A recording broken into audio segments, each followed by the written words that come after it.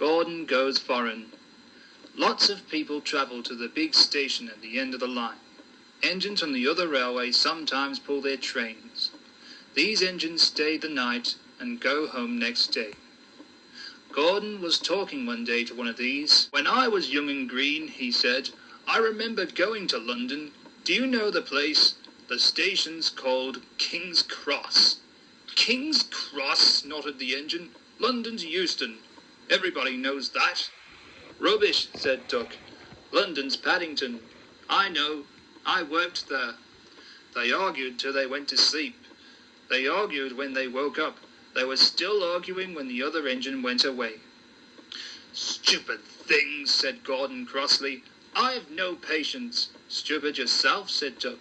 "London's Paddington. Paddington, do you hear?"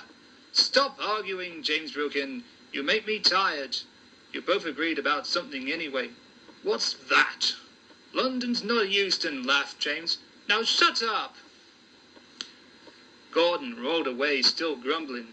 "I'm sure it's King's Cross. I'll go and prove it." But that was easier said than done. London lay beyond the big station at the other end of the line. Gordon had to stop there. Another engine took his train.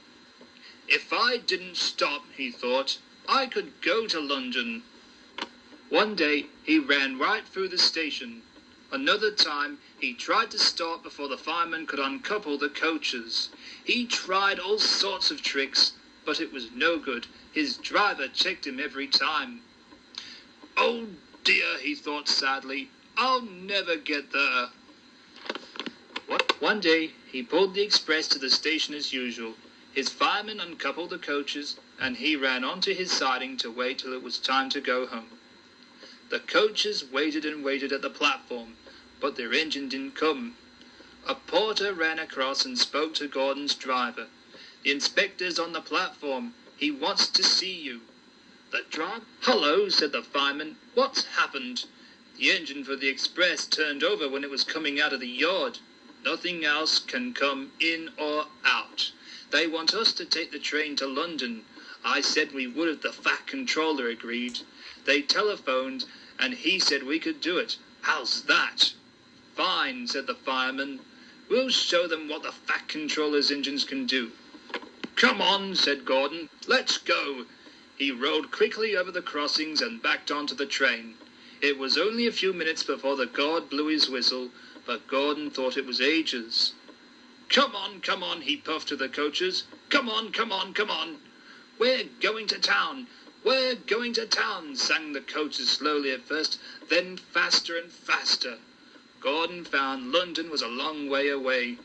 "Never mind," he said. "I love a good long run to stretch me wheels." But all the same, he was glad when London came into sight. The fat controller came into his office next morning. He looked at the letters on his desk. One had a London postmark. "I wonder how Gordon's getting on," he said. The station master knocked and came in. He looked excited. "Excuse me, sir, have you seen the news?"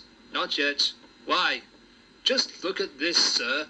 The fat controller took the newspaper. "Good gracious me," he said. "There's Gordon. Headlines 2.